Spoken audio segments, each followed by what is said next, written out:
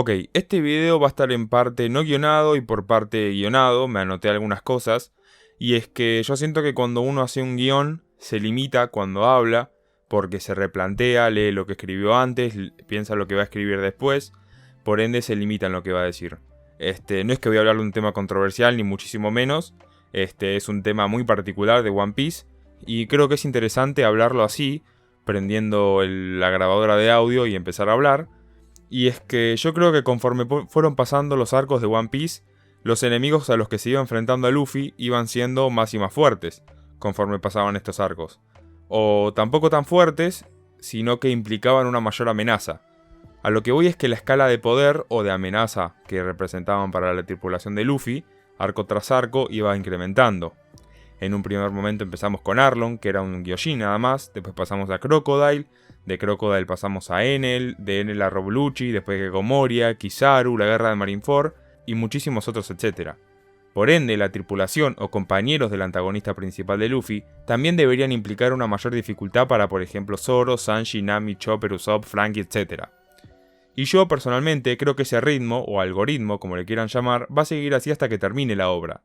Por ende, si nos paramos a pensar, los piratas o enemigos que conocemos pero que aún no se enfrentaron a la tripulación de Luffy van a ser más y más complicados que los anteriores. Y a eso es lo que quiero llegar. Y es que hasta el día de hoy sigo considerando que Shanks se va a terminar enfrentando a Luffy. No me pregunten las condiciones, no me pregunten el porqué o el contexto porque no sabría responder, pero seguro va a estar relacionado con la búsqueda obviamente del One Piece. Y si Luffy se va a enfrentar a Shanks, significa que el resto de las tripulaciones se van a tener que enfrentar a sus respectivos enemigos. Por ende, si nos paramos en la mano derecha de Luffy, o sea Zoro, significa que se va a terminar enfrentando a la mano derecha de Shanks, o sea Ben Beckman. Y bueno, y es que si nos paramos a pensar solo un poco, Ben Beckman podría ser no solo uno de los personajes con mayor nivel de la obra, sino también el primer comandante de emperador más fuerte. A ver, pensemos un poco. Luffy ya de por sí le ganó a Katakuri, descartadísimo. Zoro le ganó a King. Marco ya pasó. Burgués, mejor no me quiero reír. Y técnicamente Crocodile y Mihawk vendrían representando los dos más o menos el mismo lugar. Pero si nos paramos a pensar un poco, Crocodile fue el que lo empezó todo y después él le pidió a Mihawk de unirse, por lo que Crocodile tiene un poco más de mérito que Mihawk, por ende él podría venir siendo la mano derecha de Buggy. Empecemos con esta comparación fácil. ¿Ustedes piensan que si en Marineford, King o Katakuri hubiesen sido los que se le plantaban a Kizaru, él hubiese levantado las manos en señal de rendición? A ver, claramente hay muchísimas cosas que no conocemos o sabemos de la tripulación de Shanks, pero creo que Oda desde ya hace bastante tiempo nos está tirando un par de indicios. Si me baso en mi humilde opinión personal, yo creo que Ben Beckman, creo que en realidad esto ya sería una obviedad, y es que él es usuario de haki de armadura y de observación en su nivel avanzado, pero tampoco me sorprendería que sea usuario de haki del rey. Aunque en realidad si me paro a pensar un poco, en un primer momento me acuerdo que nos plantearon que este tipo de haki solo lo tiene un reducido grupo de personajes, y actualmente hasta Chopper lo puede tener. Y si me pongo en modo fanboy, tengo que reconocer que Ben Beckman siempre me pareció el primer comandante de emperador más fuerte. No sé, no sabemos nada de él, pero soy de los típicos que después de ver lo que hizo en Marineford se volvió loquísimo. Y la verdad no hizo nada, solo le apuntó a Kizaru con un arma y este se rindió, pero eso dice muchísimo. Por un caso tenemos a Ryokugyu, que cayó en Wano, y fue con King y con Queen, está bien, los dos venían después de perder una pelea muy fuerte y estaban muy debilitados, pero Ryokugyu se refirió a ellos como si fueran nada, como si fueran basura. Por ende, si estos dos, King y Queen, se le plantan a Kizaru, dudo muchísimo que Kizaru tenga la misma reacción que tuvo con Ben Beckman.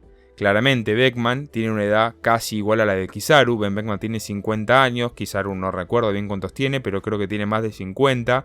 Por ende, Kizaru conoce la experiencia que tiene Ben Beckman y conoce lo fuerte que es, y por eso prefirió no hacer nada. Y hablando de lo que vendrían siendo las características o habilidades que tiene Beckman, tendríamos que destacar el hecho de que el mismísimo Oda reveló que Ben Beckman es el personaje con el mayor coeficiente intelectual del East Blue. A ver, tampoco es que haya mucho genio en el East Blue, pero algo es algo.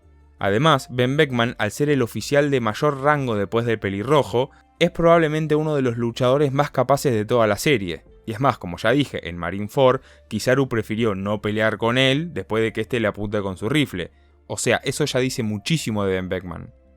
A ver, reconozco y entiendo que está bien, que no conocemos nada de la tripulación de Shanks, que sería muy de fanboy o que sería muy de vendehumo empezar a decir este es más fuerte que este, Ben Beckman es más fuerte que el resto y se los pasa por la pija y no sería nada difícil enfrentarse al resto. Pero tenemos que reconocer algo, y es la verdad. Todavía no vimos nada de la tripulación de Shanks, salvo de lo que son películas o cosas que son no canon. Pero parémonos a pensar un poco. Si en el futuro nos fuesen a implicar una amenaza para Luffy, Oda tranquilamente ya nos podría haber mostrado todo su poder desde un primer momento. Entonces, ¿por qué se está guardando mostrar sus habilidades? Claramente porque las van a desplegar contra Luffy. Porque si no, ya lo hubiesen hecho por ejemplo contra Kid. Pero lo único que pasó fue Shanks echando un salto de un barco a otro, haciendo un ataque y tirando toda la flota de Kid a la mismísima mierda.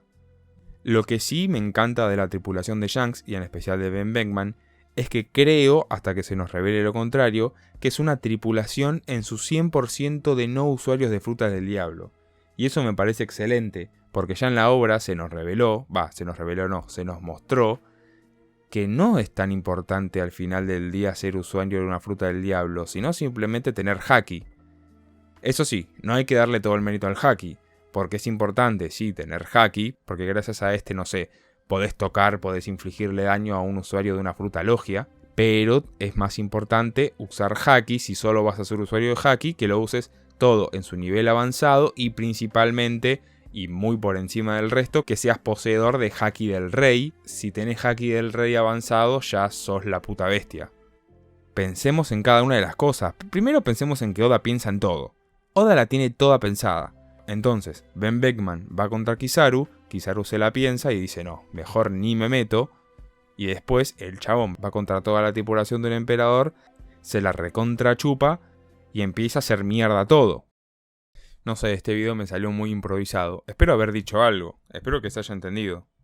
En realidad espero haber expuesto porque creo que Ben Beckman es el comandante de emperador más fuerte. Pero bueno, si ya llegaron hasta esta parte del video, la verdad, agradecerles muchísimo que se hayan quedado después de este delirio que hice. Así que nada, muchísimas gracias.